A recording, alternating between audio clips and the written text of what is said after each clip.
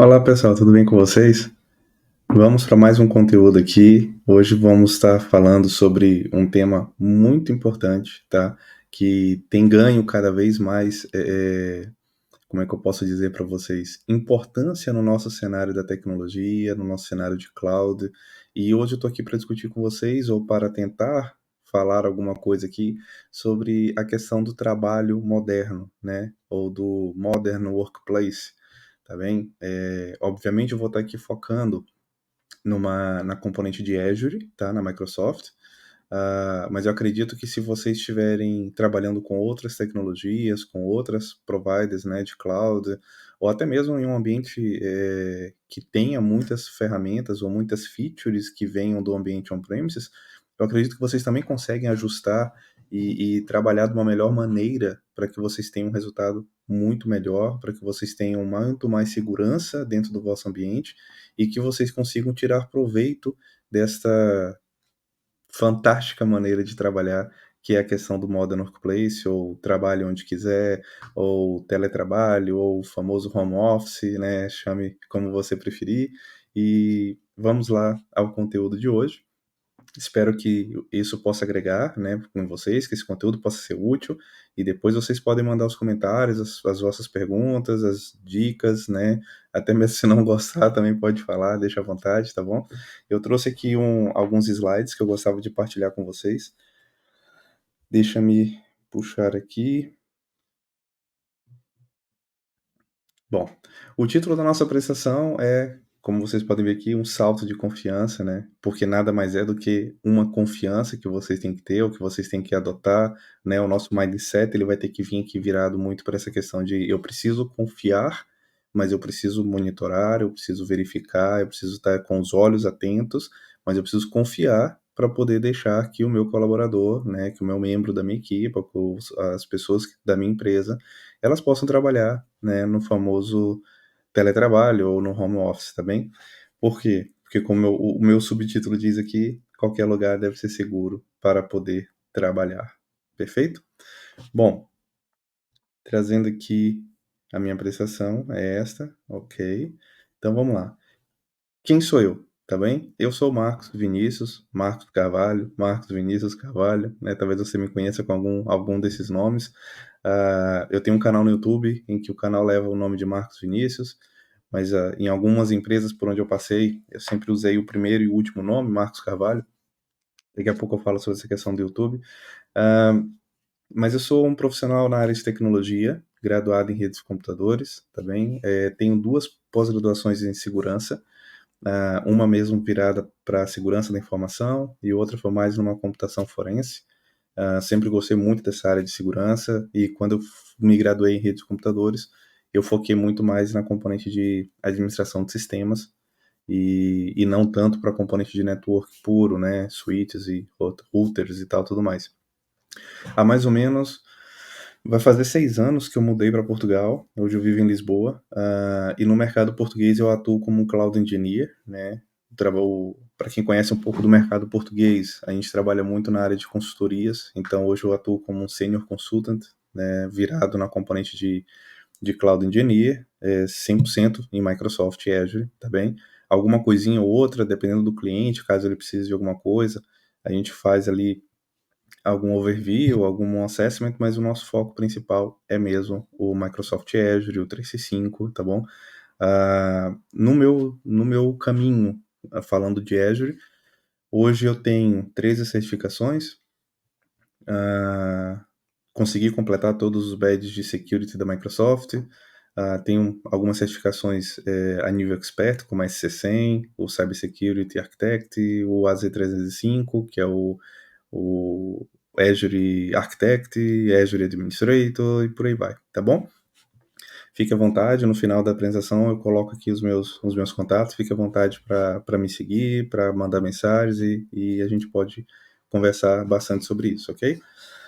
Bom, o começo da nossa conversa, eu até coloquei aqui, né, e no início, é que a maioria das pessoas, elas estão familiarizadas com um modelo que a gente pode chamar de modelo histórico a nível de segurança, né, a nível de controle dos meus dispositivos, dos meus utilizadores, da minha própria rede empresarial, que era, como eu estou aqui ilustrando, um castelinho, em que tudo está ali dentro daquele meu castelo, ou seja, eu tenho ali meu data center, né, tenho as 4 paredes do meu data center ou da minha empresa, então todos os meus ativos, os meus dados, as minhas aplicações, os meus utilizadores, os meus dispositivos, está tudo dentro da minha empresa, tudo controlado pela minha rede interna, eu tenho firewalls, eu tenho proxies, né, firewalls de uma primeira camada, firewalls mais na borda, e eu tenho proxy que controla o que entra e o que sai, o que cada um consegue fazer. E isso sempre funcionou muito bem e continua funcionando muito bem, tá? Porque a maioria das empresas, hoje elas estão num cenário muito mais híbridos, né? Em que continua tendo parte no data center, parte foi migrado para uma cloud, seja Azure, AWS, né, ou Google, tanto faz. Mas hoje o maior cenário das empresas é mesmo esse. Algumas empresas que tinham somente um ambiente on-premises, hoje já têm migrado algumas coisas. Poucas empresas, quando eu falo poucas, é quando a gente olha para um cenário macro, não um cenário global, são poucas as empresas que realmente já nasceram e só vivem na nuvem, mas a grande maioria mesmo está aqui no modelo híbrido. E quando a gente tinha esse cenário, qual que era o problema que nós tínhamos aqui, pessoal? É que a partir do momento que o meu atacante ou que o meu invasor ele consegue adentrar essas paredes, ah, ele facilmente ele tem acesso a tudo. Por quê? Porque quando eu trabalho nesse modelo aqui, que a gente costuma chamar de modelo histórico de segurança, eu confiava 100% em tudo que estava dentro da minha empresa, tudo que estava dentro do meu data center, tudo que estava dentro do meu escritório. Então, a partir do momento que uma máquina chegou e ligou na rede, ou o meu utilizador que ele conseguiu fazer a credencial dele ali, né, a autenticação dele, pronto, ele consegue abrir os aplicativos, ele consegue abrir os arquivos que estão sendo partilhados na rede, ele consegue aceder banco de dados, ele consegue trafegar na internet ou mesmo na própria intranet, porque eu sempre confiava que tudo que está dentro está protegido, o que está fora não, e aí eu vou olhar para o que está saindo e o que está entrando. Isso aqui, quando eu crio essa bolha segura, entre aspas, era quando tinha esse tipo de problema. E não só, aí eu comecei a me deparar, quando eu falo no cenário, a gente começa a se deparar com uma outra questão que é o seguinte: tá bom, mas eu tenho o meu ambiente fechado aqui, eu tô no meu castelinho, eu tô dentro da minha empresa, mas agora o meu colaborador ele precisa sair dessa empresa para trabalhar. É claro que essa questão de trabalho híbrido, ou esse teletrabalho, vamos assim chamar, ele sempre existiu, porque às vezes na sua empresa você tem, por exemplo, os vendedores que saem para poder fazer vendas externas, então eles são com dispositivos conectados a partir da internet para poder chegar dentro da tua empresa, ou você tem um quadro de diretores que eles viajam muito pelas filiais para poder se reunir com seus times, né, e tomar decisões e buscar informação no mercado. Então, um exemplo, um cenário simples é um computador ou um tablet, né, um iPad qualquer, em que eu tenho uma VPN, quando eu conecto nessa VPN, eu estou dentro da minha rede interna e a partir disso, pronto, está tudo protegido, né, entre aspas, e eu consigo fazer tudo que eu quero ali dentro. Este era o modelo que nós tínhamos.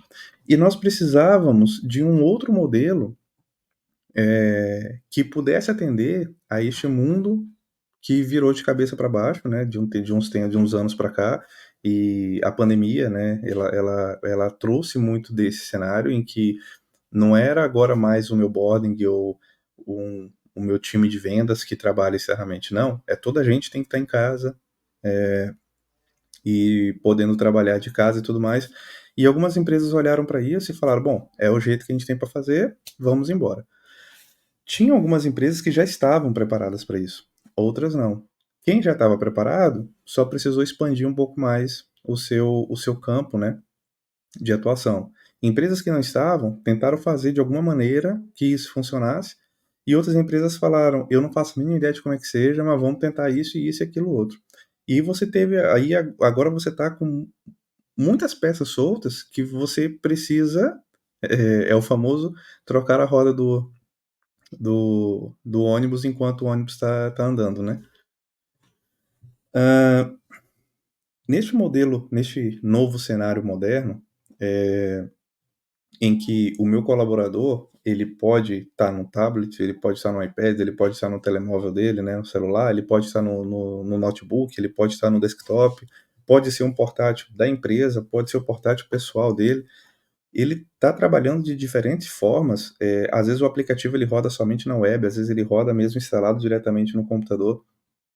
Então eu preciso olhar para uma infinidade de ativos, uma infinidade de tecnologias, uma infinidade de coisas e proteger tudo isso, porque o meu interesse é, eu preciso fazer com que o meu colaborador, ele possa trabalhar da onde ele estiver, e aí, como eu estava dizendo, algumas empresas olharam para esse ambiente e falou: "Poxa, é bacana, a pessoa ela consegue continuar sendo produtiva e por vezes até mais produtiva estando na casa dela, estando alguns dias em casa, outros dias no trabalho, ou até mesmo no escritório do cliente, ou sei lá, ele decidiu que de manhã ele vai estar trabalhando na casa dele, depois do almoço, ele vai almoçar, por exemplo, num restaurante, ele consegue ali pelo celular dele fazer algumas coisas, e à tarde ele está no escritório da empresa, então ele já estava no computador, estava no tablet, depois ele foi para o celular, e ele precisa acessar os e-mails, acessar os ficheiros, acessar banco de dados, acessar o RP da empresa, o sistema do RH, whatever, não me interessa. Então, eu preciso de algo, eu preciso de uma metodologia moderna que possa gerir tudo isso e que possa controlar tudo isso de uma maneira mais fácil, mais simples e com uma credibilidade, uma fidelidade ou uma segurança muito maior. Eu poderia abrir aqui um outro leque, mas eu não vou fazer isso.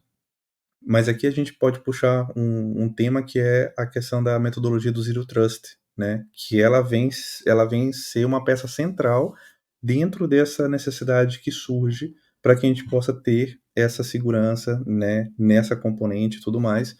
É, porque o modelo do Zero Trust, eu costumo chamar de modelo, né? Porque passa aqui como um framework, ele vai me dar orientações de como que eu devo construir isso, aquilo outro, e eu vou adotar à medida que a minha empresa necessita e como é que tudo vai funcionar. É, mas eu não vou adentrar sobre o tema do Zero Trust, porque eu acho que isso é tema para uma outra, uma outra palestra, uma outra apresentação e tudo mais. Ah, mas o importante é entender que, a partir do momento que o meu colaborador ele sai da empresa e ele vai trabalhar em algum outro local com um ou vários dispositivos e ele precisa acessar todos os meus recursos que eu tenho na empresa, o meu foco aqui passa a ser duas coisas principais. É a minha identidade, então eu estou falando do meu utilizador ou do meu dispositivo, e o meu próprio dispositivo ou os vários dispositivos. Porque a partir do momento que eu consigo ter uma gestão muito grande em cima dessas duas coisas, tudo que passa a partir disso, eu posso ter um pouco mais de tranquilidade. Porque eu já foquei muito em cima dessas duas componentes, identidade e devices, né? Identidade e dispositivo. Identity, né? E devices, ok? E falando aqui sobre identidade, sobre as nossas identities dentro do Microsoft Azure, tá? Dentro do 365 também, eu quis trazer três coisas que eu acho que são muito importantes e um foco muito interessante que a gente tem que olhar. Deixa eu só pegar aqui o ponteiro laser, eu gosto dele, ele ajuda bastante. Bom, eu trouxe aqui para vocês o Entra ID, né? Por quê? Porque a Microsoft ela tem uma componente dentro do Azure que é o meu gestor de identidade, o meu gestor das minhas identidades, na prática é isso, em que eu vou ter criação de utilizadores, eu vou criar grupos, eu vou colocar utilizadores dentro de grupos, eu também consigo olhar para os dispositivos, mas toda essa componente de identidade, em que eu vou acabar no final do dia dizendo quem vai poder autenticar, quem vai poder se autorizar, tudo vai passar pelas mãos do Azure AD. E recentemente, no mês passado, se eu não estou em erro, do meio para o fim do mês passado, foi quando a Microsoft anunciou que o Azure AD, ou Azure Active Directory, ele passaria a se chamar agora Entra ID, que nada mais é do que a Microsoft faz esse rename, né, essa mudança de nome, e acaba agora deixando tudo com esse brand, né, com essa cara de um portal, de um próprio portal que a Microsoft já tinha, uma ferramenta que é o Microsoft Entra, aonde ali dentro estão organizados todas as features ou todas as ferramentas, né, as tecnologias que a Microsoft tem focado na componente de identidade. Então, obviamente, não tinha como deixar de falar sobre isso, porque é o nosso gestor de identidades dentro do Azure, é aqui que a gente vai viver, né, trabalhando com quem tem interesse de trabalhar com identidade, com a identity, é aqui que vai estar sobrevivendo o seu dia a dia. Eu também trouxe uma outra componente, que é a questão da biometria, até coloquei o título como passwordless, que significa o quê? Ah, nós sempre tivemos vários debates sobre a questão da password, no sentido de qual password é mais segura? Com quantos caracteres? Se vai ser alfanumérico, se não vai. Se vai ter caractere especial, se não vai. Qual que é o comprimento disso? E a gente sempre se deparava com temas que é quanto mais complexo você colocar a password do seu utilizador, maior é a probabilidade dele se ver obrigado a criar uma password ali de 10, 12 caracteres alfanuméricos, com letras maiúsculas e minúsculas, que tenha caracteres especiais. E aí ele pega um bloquinho de anotações, coloca ali a nota ali no post-it dele e gruda no monitor, né, no ecrã. Ou deixa colocado numa gaveta, alguma coisa assim. Por quê? Porque vai ser impossível para ele decorar essa sequência numérica inteira. E ainda mais quando você cria aquelas complexidades de que você não pode colocar letras em sequência, ou números em sequências, ou não pode ter o seu próprio nome, ou não pode ter uma data que refere à tua data de nascimento, ou do teu número de telefone e tudo mais. Você não pode, essa mesma senha, ela tem que ser trocada a cada 45 dias, por exemplo, e você não pode repetir as 5, 7, 10 últimas senhas, então você sempre tem que estar criando uma senha nova. Isso tudo traz uma complexidade muito grande e é muito difícil de você gerir isso, né? Tem até aquela história da balança, né? Quanto mais seguro você tiver, menos usável, vamos assim dizer, vai ser o teu ambiente. Quanto mais usável seria, é porque você abriu demais muitas brechas ou muitas concessões, e aí teu nível de segurança desce. Então você tem que tentar deixar aquilo equilibrado. E quando você vem para esse tema de passwordless, você diz que não é que a senha deixou de existir ou ela não existe mais, não é isso, ela continua a existir, óbvio. O teu user e uma password para poder fazer alguma coisa. Só que você começa a adicionar outras coisas que vão substituir a password, ou seja, vou dar um exemplo, eu tenho o meu utilizador que é o marcos.carvalho, a minha senha é 123, só que eu uso ela só a primeira vez para logar e aí eu adiciono alguma coisa aqui. E esse adicionar pode ser por exemplo, a componente da biometria, em que o meu próprio portátil, o meu telefone, eu consigo ter um fingerprint para ler a minha digital, eu consigo ter uma câmera, né, para fazer um face recognition aqui na minha face, e a partir disso eu passo a não utilizar uma senha e eu começo a utilizar uma outra coisa que é quem eu sou. Então, eu disse que esse é meu nome e eu estou provando que eu sou eu, através da minha digital, da minha face. Eu poderia também usar um token, né? O Azure tem a questão do FIDO2, que nada mais é do que um token, como se fosse uma pen, por exemplo, que eu vou adicionar ela no meu portátil. Essa pen ela tem um leitor digital, por exemplo, e aí toda vez que eu tentar logar no meu computador, eu vou colocar meu dedo ali naquele leitor digital e ele vai me permitir entrar, fazer meu login, e aí eu vou estar autorizado automaticamente. Porque, por exemplo, eu poderia adicionar aqui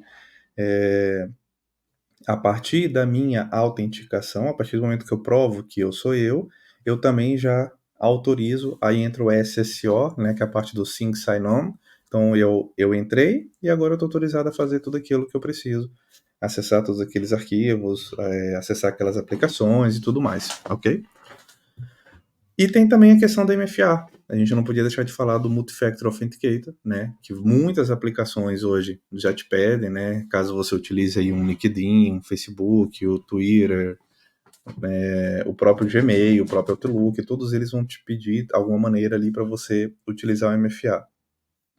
É óbvio que a gente não pode correr do MFA, né? O MFA ele veio aqui como uma das primeiras formas para a gente se autenticar de uma maneira mais segura, porque ele vai mandar um SMS no meu telefone, ou ele vai me fazer uma chamada telefônica, ou ele vai ter, através de um aplicativo, por exemplo, o Microsoft tem um Microsoft Authenticator, em que através daquele aplicativo ele me fornece, eu tento logar no meu e-mail, por exemplo, no meu Outlook, e ele fala assim, olha, vai lá no teu aplicativo e digita esse número aqui.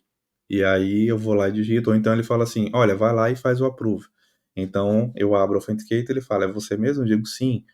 E eu não lembro agora, mas eu acho que o LinkedIn, ele tem a questão da geolocalização também, em que ele fala, olha, uma pessoa no país tal, na cidade tal, agora, nesse exato momento, eu estou fazendo login, é você ou não é? Faz o approve ou não. O Gmail também tem isso, então, assim, o MFA, ele vem trazendo muitas dessas funcionalidades. Eu sei que nem toda a gente gosta disso, tem utilizadores que acham que isso é uma chatice a mais, que acaba dificultando a forma.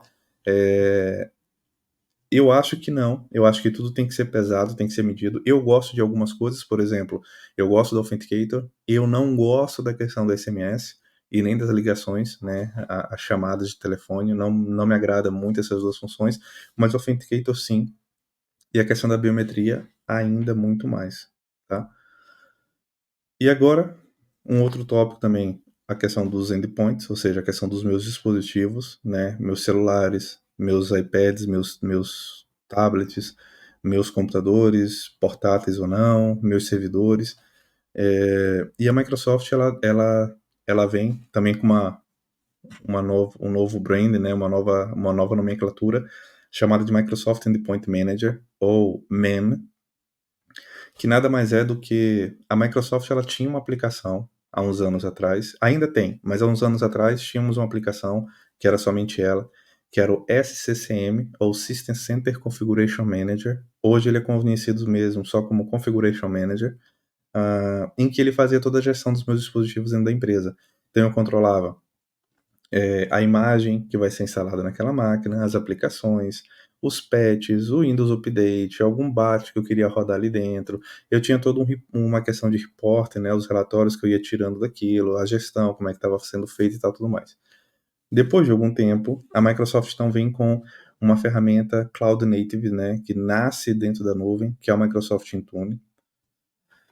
Eu não sei precisar para vocês há quantos anos que o Intune já está no mercado. Eu arriscaria de chutar aí algo em torno de 6 a 7 anos, tá bem? E ele tem evoluído cada dia, cada mês que passa, muito mais. E hoje eu posso dizer que ele já está muito mais próximo do que o SSM faz, ou do que o SSM já fez, né? Ou tem feito. O, O SCM, ele é uma ferramenta on-premise, ele só vai funcionar dentro do meu data center, dentro da minha rede local, para gerir as minhas máquinas, e o Intune ele está na nuvem. Então, a Microsoft ela trouxe também uma forma de eu integrar essas duas ferramentas e fazer com que elas trabalhem de forma muito harmônicas, né? Que é o que a gente chama de co-manager, quando eu vinculo as duas ferramentas e faço com que os dois trabalhem conjuntos e eu possa extrair o melhor dos dois ambientes. Olha, pessoal, meu comentário pessoal, tá? Minha opinião, e vale o que vale, como a gente diz, é, caso a sua empresa tenha o SCM, este é o melhor cenário. Você poder trabalhar com as duas. Por quê? O Intune ele ainda não tem tantas features ou tantas ferramentas interessantes para nível de servidores, para controlar os meus servidores, mas por outro lado ele não consegue atender a questão dos celulares, a questão dos tablets, dos iPads, e aí o Intune já entra com isso. Na questão do dispositivo, da máquina mesmo, Windows, um notebook ou um desktop, os dois trabalham muito iguais, tá bem? Não teria aqui muita separação entre eles. Mas quando eu falo de servidor, o SCM ainda é o melhor. E quando eu falo de dispositivos portáteis, o Intune é o melhor. Então, caso a sua empresa tenha esses dois trabalhando em conjunto, na minha opinião, é o melhor cenário, tá? O Intune ele traz aqui para mim toda a questão de gestão de dispositivos e a gestão de aplicativos. O que é isso aqui? Bom, eu preciso pegar um portátil, um celular e um notebook, entregar na mão do meu colaborador e falar: pode ir trabalhar. Seja aqui no escritório, seja na tua casa, seja num café, seja no escritório do cliente e tudo mais. Só que eu preciso, lembra que a gente falou ali atrás, eu preciso confiar, né? Como o próprio nome da minha prestação diz, é um salto de confiança. Eu preciso confiar que esse dispositivo está seguro. Assim como a identidade do meu utilizador que vai estar utilizando esse dispositivo. Então eu preciso gerir essa máquina ou esse celular. E o Intune nasce para isso. E quando eu olho aqui para as componentes de gestão de dispositivos, eu estou falando como, por exemplo, criar uma política de Windows Update para fazer as atualizações, e se isso vai ser forçado ou não. Quando eu falo forçado você vai ser obrigado a baixar, a instalar os updates, e quando eu falo você a própria máquina, ela se conecta no Windows Update, baixa as atualizações, ela faz o install e ela força um reboot. Ou seja, não tem ação nenhuma do meu utilizador por trás disso. Então, já é um passo importante na segurança. Eu garanto que o meu dispositivo está up to date, ele está atualizado. Eu posso criar uma política aqui para criptografia, o BitLocker, para criptografar os discos. Então eu sei que em caso de perca desse meu dispositivo, eu posso, por exemplo, através do Intune, fazer um reset nele. No mínimo, essa máquina está com o disco dela criptografado, e aí vai dificultar a vida de quem roubou esse dispositivo, ter acesso às informações que estão lá dentro, por exemplo. Eu tenho, por exemplo, a questão da política de compliance. Eu vou falar um pouquinho aqui sobre isso agora, mas lá na frente eu vou voltar a falar sobre isso. Mas o que seriam as minhas políticas de conformidade? Ou as minhas compliance policies? É quando você cria um conjunto de regras, ou você cria um conjunto de itens, né? E você diz que se o seu dispositivo atender toda essa sua requisição, essa sua necessidade, ele está ok. Ele está em compliance, ele está em conformidade com o que você ditou dentro das políticas da sua empresa, ok? Nesse sentido, como é que vai funcionar as minhas políticas de compliance? Dentro do meu Intune, eu vou criar então a minha política de compliance e vou dizer, por exemplo, a máquina tem que estar com BitLock, a máquina tem que estar com Windows Update na última versão, o Defender for Endpoint que está instalado na máquina também tem que estar atualizado, tem que estar em real time, né, a verificação dele e tudo mais. Então eu consigo olhar para tudo isso e vou fazendo um check, check, check, check. Os aplicativos têm que ser instalados, os aplicativos que são proibidos de ser instalados, e eu vou fazendo um check naquilo, se estiver tudo verdinho, essa máquina tem compliance e eu consigo fazer ela funcionar e trabalhar sem problema nenhum. E da mesma forma que eu tenho a questão do dispositivo, eu tenho a questão dos aplicativos, né? Eu posso já colocar lá todos os packs, instalação do pacote Office, de alguma ferramenta para zipar, né, os ficheiros, fazer o zip, o unzip, browsers, se eu quero que eles trabalhem, por exemplo, com Firefox, com Google Chrome, com Opera, enfim, né, como é que vai funcionar aquilo, qual que é a versão, como é que vai funcionar os updates dessas aplicações. Então, dentro do Intune, eu também saio configurando tudo isso e eu falo, porque eu posso querer que, por exemplo, o Google Chrome esteja sempre atualizado. Mas a minha empresa tem uma aplicação que foi feita dentro de casa e a minha equipe de desenvolvedores, ele sempre que sai uma versão nova de um browser, já que está homologado para funcionar, sei lá, no Firefox ou no Google Chrome, eles vão testar aquilo no ambiente de dev. E caso eles encontrem algum problema, eles falam, olha, peraí, não atualizem para a nova versão do Chrome, porque senão vai dar um problema aqui na aplicação, eu preciso que vocês esperem. Então, toda essa gestão agora é feita pelo seu time de TI, dentro do Intune, tá? Então, eu consigo fazer essa gestão não só a nível dispositivo, como também a nível de aplicações. E detalhe, trouxe até aqui uma outra aplicação, um outro slide para mostrar que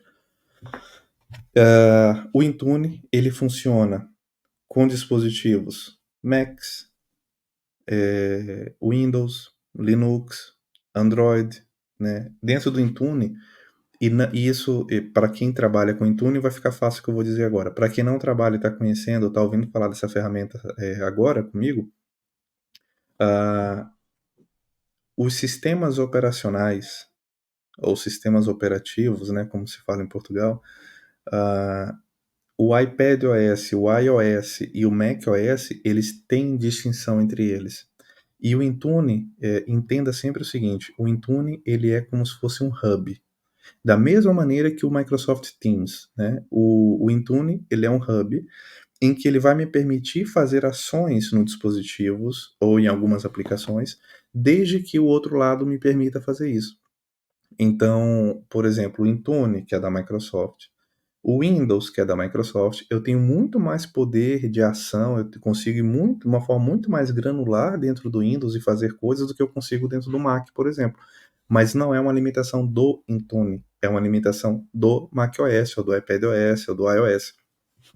Por isso que aqui eu até coloquei separado, né, o Windows, o Mac, o Android, mas eu queria falar sobre esse tópico para vocês. Então, qualquer dispositivos, com qualquer sistema operacional, com qualquer browser, eu posso fazer proveito. Aí aqui eu aproveito para falar sobre uma outra ferramenta que a Microsoft tem, que é o Windows Hello for Business, ou como todo mundo conhece, o Windows Hello, que nada mais é do que quando você está na frente do seu computador e você vai ligar e chegou ali na telinha do Windows para fazer o login, o Hello for Business ele vai tirar proveito de biometria, né, na questão do fingerprint, no caso do meu portátil, ou no Face Recognition, no caso da minha câmera, ele pode usar a minha câmera para ler e saber que sou eu, ou eu também posso fazer uma combinação de que é o que eu tenho, né, ou o que eu sei, que é, por exemplo, a criação de um PIN.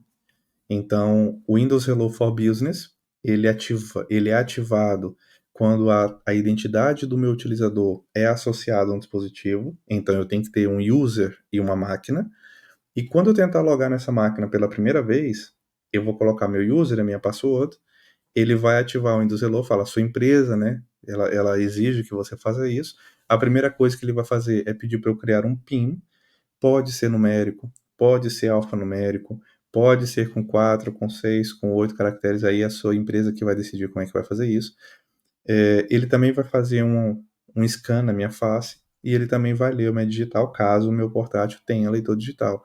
Ou se eu quiser usar, eu até trouxe aqui esse device aqui, parece uma pendrive, né, que é o FIDO 2, eu vou estar conectado ali, autenticação com token, que tem um leitor digital, eu vou ler a digital ali por ele, e a partir disso, quando eu fizer meu próximo login no Windows, ele sempre vai estar mesclando. Uma hora ele vai me pedir o Face, outra hora ele vai me pedir o Fingerprint, outra hora ele vai me pedir PIN, e ele vai ficar brincando entre isso para que eu nunca esqueça o meu PIN, e também para que ele sempre faça ali uma verificação de que eu sou realmente quem digo que sou, tá? Marcos, e se por acaso eu tiver dois computadores, por exemplo, lá no meu trabalho eu tenho um, mas aqui em casa eu tenho outro. Então, quer dizer que quando eu fui lá na minha empresa e fiz esse cadastro aqui, coloquei, agora qualquer computador que eu quiser acessar, ele já vai ler a câmera, ele já vai me ler na câmera ali, fazer um face recognition e vai me deixar passar? Não. Não por quê? Porque a Microsoft diz que essa questão da biometria, ela não é capturada e mandada para a nuvem. Ela vai ficar gravada dentro do seu computador. Por isso que, não sei se vocês lembram, quando teve o surgimento do Windows 11, teve uma história de que as máquinas que não tiverem um chip de TPM2 na versão 2.0 não vão ser compatíveis com Windows 11. Isso também traz um nível maior de segurança, mas também é assunto para outra apresentação. Uh, mas a sua biometria ela fica gravada na TPM da máquina, ok? Então isso também dificulta que seja roubada a sua biometria. O Windows Hello também trabalha com questão de certificado digital, então você também vai ter que ter acesso a gravações de certificados, troca de certificados entre máquina e servidores e também o Azure e tudo mais, mas a biometria fica gravada na sua máquina. Isso significa o quê? Se eu, Marcos, fiz o login numa máquina qualquer, configurei ali a minha face, o meu Face Recognition ou a minha digital, se eu pegar mais outro, 3, 4, 10 computadores e fizer login em 10 computadores, eu vou ter que criar o meu Windows Hello nesses 10 computadores, tá? Isso também é interessante de ser dito.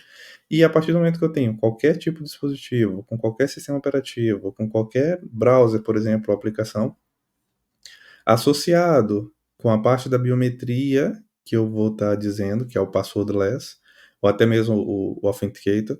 Então, agora sim, eu tenho meu dispositivo desbloqueado para trabalhar, eu consigo ter acesso a aplicações, seja elas on-premises ou na nuvem, né? Enfim, eu passei pela autenticação, desculpa, e agora eu tenho a minha autorização para trabalhar. Perfeito? Bom, e eu também não podia deixar de falar sobre o Defender. Marcos, como assim Defender? Defender 3 pontinhos. Porque o Defender é um mundo, sabe? Eu confesso para vocês que até a mim, de vez em quando, é complicado de perceber o que Defender que tu tá falando, tá? Mas o Defender, pessoal, ele antigamente ele era conhecido dentro do Azure, ele era mais conhecido como a parte do Security Center, né? Em que ele olhava para todo o meu ambiente, ele fazia toda uma avaliação ali do que ele achava que estava certo ou não. Eu vou já explicar sobre essa questão do que ele achava. E ele criava um Security Score, é uma pontuação de segurança, ou como é que está a minha maturidade a nível de segurança. E depois, realmente, a Microsoft fez um rename aqui dele, e ele passa a se chamar mesmo Defender for Cloud. E o Defender for Cloud, ele é o meu principal benchmark, e quando a gente fala de benchmark, a gente está falando de referências, né, a nível de segurança dentro do Azure. Por quê? Porque ele tem toda uma inteligência, um machine learning por trás, ele tem toda uma equipe de profissionais da Microsoft a nível de segurança que trabalham incansavelmente todos os dias, e essas informações, esses inputs são trazidos para dentro do Defender for Cloud, e a partir disso ele começa a olhar para todo o teu ambiente e fala, opa, isso aqui está errado, opa, isso aqui precisa ser mexido, opa, isso aqui você precisa olhar com atenção. E é em cima disso que ele vai trazendo as referências para mim, né, os meus avisos ali, os meus alertas, e em cima disso que ele criou, uh, ele vai me pontuar. E, obviamente, quanto maior a minha pontuação, melhor. Quanto menor a minha pontuação, meu ambiente não está assim tão seguro. Portanto, este é uma peça principal quando eu estou falando de nível de segurança dos meus ambientes. E detalhe, ele integra com a AWS e com o Google Cloud e também com as minhas aplicações que são no ambiente on-premises. Então, Marcos, peraí, mas a gente está falando de trabalhar seguro em qualquer lugar. Sim, mas e a tua aplicação está funcionando onde? É uma aplicação que está no Azure, é uma aplicação que está no AWS, que é uma aplicação que está no on-premises, porque o teu utilizador ele está trabalhando, às vezes ele até ele mudou para o interior, ou ele está passando uma temporada em outro país. E aí, como é que funciona? Ele precisa chegar aqui nas suas aplicações, correto?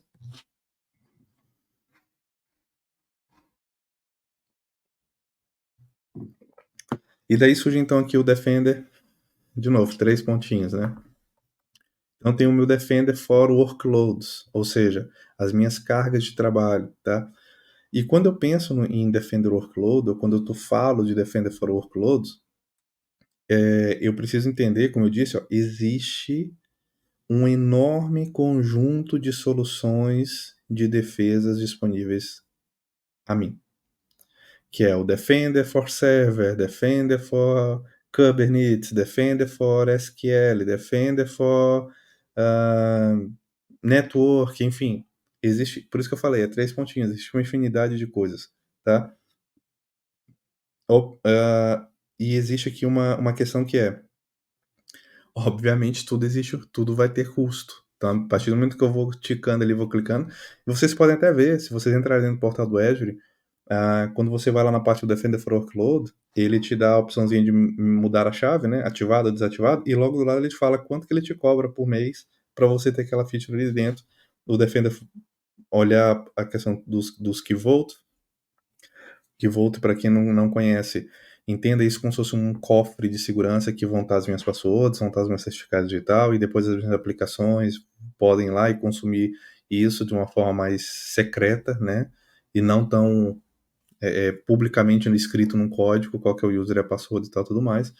Então, eu tenho isso aqui, mas é importante também falar que vai ter um custo, mas obviamente isso vai incidir no teu score, no teu security score, e ele vai subir, né? Vai ter uma melhor pontuação. Por que isso, pessoal? Porque dentro do Azure existe um plano de gestão, um plano de gerência de recursos, vamos assim dizer, que talvez vocês já devem ter ouvido falar no Azure Resource Manager, ou ARM, né? Como a gente fala muito, Azure ARM, que nada mais é do que um plano de gestão, é um plano de controle ali do meu ambiente, tá bem? Que existem inúmeras features que fazem parte desse plano, fazem parte dessa lista de controle ali dentro, como por exemplo, questão de tags nos meus recursos, questão de RBAC, né, que é o Role Based Access Control. Também poderia falar de policies dentro do Azure, poderia falar de conditional access, poderia falar do próprio Defender. Então, o Defender, ele é uma peça, sim, principal e muito importante para se olhar, principalmente pelo fato de que, como eu disse, ele não olha somente para o que está no Azure, ele olha para a AWS, ele olha para Google, ele olha para o meu ambiente on-premises, e aí quando eu falo do meu ambiente on-premises, também quando eu falo de multi-cloud, eu vou tirar partido de uma outra feature dentro da Microsoft, que é o Microsoft, desculpa, chama Azure Arc, né? Então o Arc, ele tem um agente, que é instalado, né, nos meus servidores on-premise, por exemplo, e a partir desse ponto, essa máquina, ela passa, esse servidor, ele passa a ser conhecido pelo Azure, e a partir do momento que ele é conhecido pelo Azure, o Defender fala, opa, agora vem cá que eu vou cuidar de ti, e vai poder olhar para aquelas informações e me ajudar a trabalhar com isso.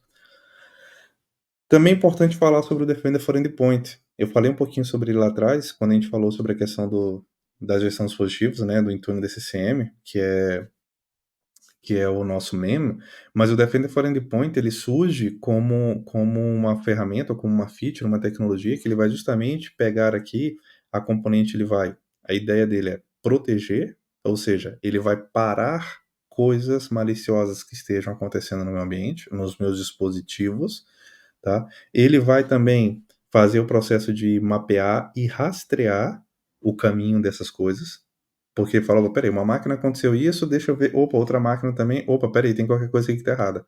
Então ele vai olhar para isso, ele vai proteger, ele vai detectar, ele vai rastrear, e eu também tenho a opção de responder. Quando eu falo responder, é realmente ter uma ação, é criar alguma coisa, é criar uma política, é remediar algo que tá acontecendo ali para poder corrigir. Então, o Defender for Endpoint, ele vem cá com esses quatro pilares ou capacidades, vamos assim dizer, né, que é proteger, detectar, a questão do rastreamento e a questão da resposta, tá? Então, o Defender for Endpoint, ele é extremamente importante, principalmente quando a gente fala de Modern Workplace, tá? Olhem com muita atenção e com muito carinho para essa pessoa aqui, porque lembra que eu falei que o Defender for Cloud, eu tenho toda uma equipe da Microsoft por trás, eu tenho todo o machine learning rodando por trás que vai me trazer esses inputs. O Defender, então, nem se fala.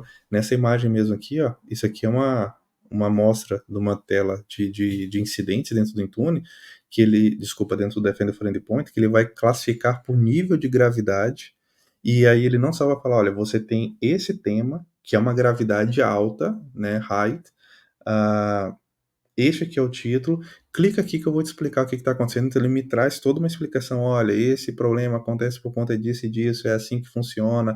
O atacante normalmente ele faz isso, aquilo, outro. E para remediar isso, você tem que fazer isso, isso e isso. Ou seja, ele vai me dando todo um passo a passo de como. É muito fácil de usar ele. Ele só, ele só falta falar assim, clica no iniciar, tal, passa, não sei o que. Ele me dá exatamente o passo a passo que eu tenho para corrigir isso. Ele me fala onde que eu vou dentro do Azure ou dentro do dispositivo. Ele me fala como é que eu faço para configurar isso. É uma ferramenta muito, muito, muito versátil e poderosa, ok? Outro comentário que eu preciso fazer. Ele funciona em todas as plataformas, então eu tenho o Defender for Endpoint para Windows, para Mac, para Linux, para iOS, para Android. Então ele vai me atender em todos os meus dispositivos para ter esse nível de controle, tá bem? E depois instalado ali, o clientezinho. Na questão do Windows 10 ou 11, você já tem o Defender for Endpoint na sua máquina, o cliente. O que você precisa fazer é compra o licenciamento dele, você vai ter acesso a um portal do Defender for Endpoint e você vai lá e ativa, fala, olha, aquela máquina ali é minha, liga. E aí ele faz um processo que a gente chama de onboarding. Se eu tiver o Intune também dentro da empresa, eu posso fazer com que o onboarding do Defender ele seja feito de forma automática pelo Intune, ou seja, a partir do momento que a máquina entra no Azure, ela cai dentro do Intune para ser gerida, e o Intune já adiciona ela dentro do Defender e já está tudo integrado ali, funcionando bonitinho, sem problema nenhum. No caso do Linux, do iOS, do Android, do Mac, não, aí eu tenho que baixar mesmo um client, instalar nas máquinas, nos dispositivos, e ele começa a coletar essas informações e vai começando a trazer os insights para mim para que eu possa tomar alguma decisão, ok? Quando ele detecta alguma coisa, ele pode isolar essa máquina, trabalhar em cima dela para poder recuperar ela e deixar ela, como é que eu posso dizer aqui, curada, vamos assim dizer, tá? Ah, e depois ele volta com essa máquina para dentro do meu ambiente. Por exemplo, lá, lembra que eu falei que dentro do Intune eu posso criar uma política de compliance? E na política de compliance eu posso dizer que se a máquina não tiver ok, ou seja, limpa, ou com um risco baixo dentro do Defender, ela tá compliance. Se ela tiver com um risco médio ou alto, ela não está compliance. Então, se o Defender olhar para minha máquina e perceber que existe uma gravidade ali alta ou média, por exemplo, ele automaticamente muda o status da minha máquina. Eu perco aquele status de compliance, então eu vou estar como não compliance, desculpa. É, e aí eu posso ter uma outra feature, que é a parte das conditional access dentro do Azure, que fala que as máquinas que não estiverem em compliance não podem acessar as aplicações do Office 365, por exemplo, não podem acessar as aplicações Enterprise, as Enterprise Applications. Essa máquina não compliance, ela não pode fazer login dentro do Azure. Então, enfim, eu posso ter um monte de ações combinando tudo isso, ok? Ah, e ele também é um antivírus, ok? Muitas pessoas falam, isso é um antivírus da Microsoft. Não, ele também é um antivírus, ele é um anti-malware, ele tem ali todo o machine learning envolvido por trás do negócio, ele tem toda uma capacidade de responder a isso. Eu posso pegar um script malicioso ou um arquivo qualquer que eu acho que tem algum problema, eu posso fazer o upload disso para dentro da nuvem, para que ele seja validado ali dentro de uma sandbox e depois me devolve uma resposta dizendo se está ok, se não está ok, se foi bloqueado ou não. Então, ele tem essa componente aqui essa componente de machine learning que vai me ajudar bastante aqui nesse processo, tá? Eu consigo bloquear. Também uma função muito interessante que ele tem, que é o ASR, né? O ASR é Attack Surface Reduction, tá? Seria a tradução redução de superfície de ataque. O que é isso? Significa dizer que o Defender for Endpoint, ele já tem uma inteligência, lá vem, né? Lá está a questão do machine learning. Ele já tem uma inteligência embarcada que ele consegue olhar para possíveis locais que os vírus atacam, um ransomware, um hacker e tudo mais. Então ele olha para todos aqueles ambientes e ele consegue monitorar aquilo ali de uma maneira muito mais fácil para mim, e ele consegue já trazer features que eu posso habilitar dizendo que eu quero ou não ativá-las, como por exemplo, proibir a parte de script, então a pessoa não pode rodar macro, não pode rodar um PowerShell, não pode rodar um Python, não pode rodar um JavaScript, né? Eu posso dizer que determinados tipos de e-mails não são aceitos. Enfim, eu tenho vários tipos de situações porque ele já sabe que pode vir um vírus pelo uma pendrive, pode vir através de um script malicioso, pode vir através de um anexo do e-mail. Então, é o que ele chama de ASR. Isso é uma forma brutal de ganhar confiança e ganhar terreno frente aos atacantes. Eu tenho também o Defender for 365 ou for 365, né, que também me traz essas componentes do anti-phishing, como eu acabei de dizer, a parte do anti-spam, o anti-malware, e duas features muito interessantes, que é o Safe Attachments e o Safe Link. Isso aqui, o Safe Attachments, eu tô me referindo a anexos que vêm por e-mail. Então, ele antes do e-mail chegar na minha caixa, ele passa por um processo de validação e depois sim ele consegue me entregar aquele ficheiro falando, tá ok, pode abrir, pode trabalhar sem problema nenhum. E o Safe Link são os links que vêm anexados.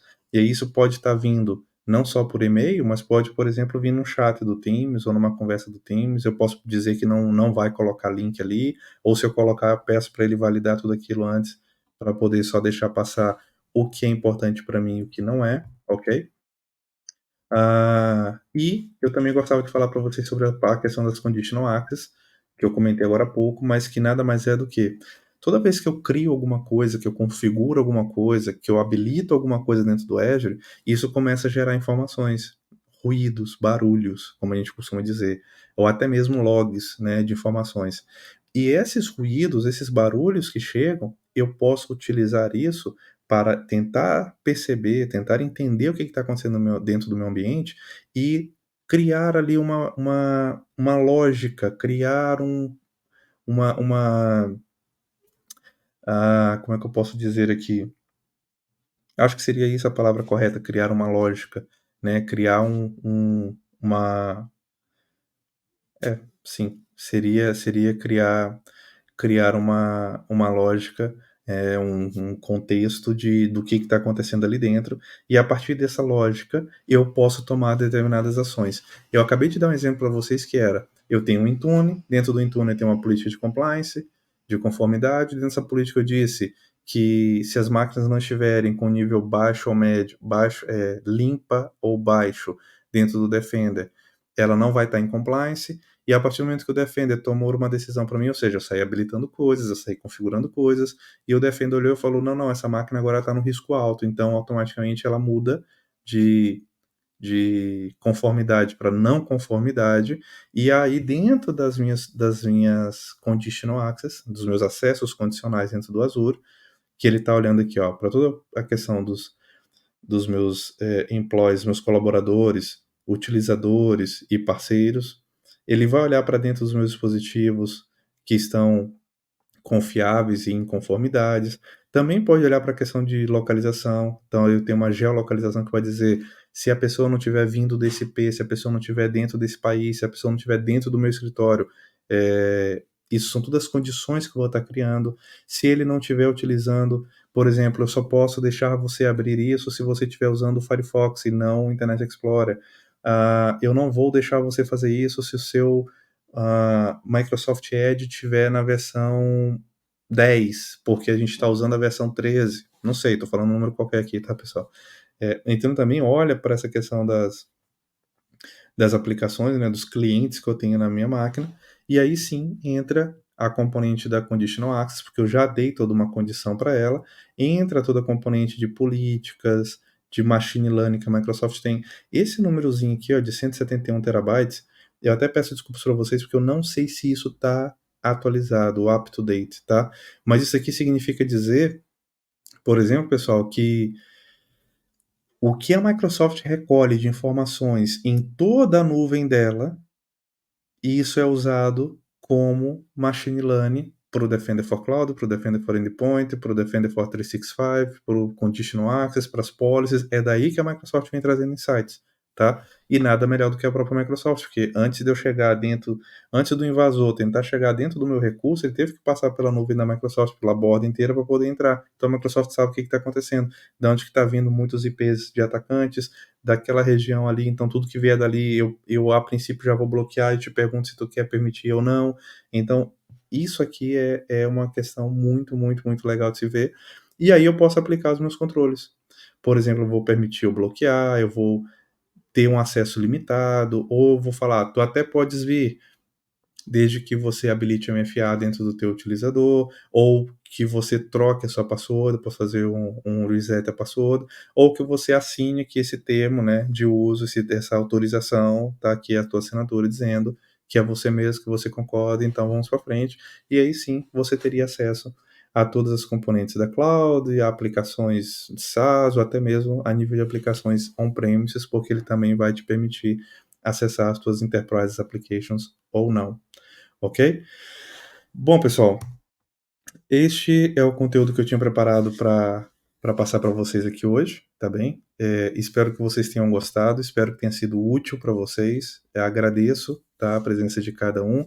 Eu deixo aqui com vocês agora os meus contatos.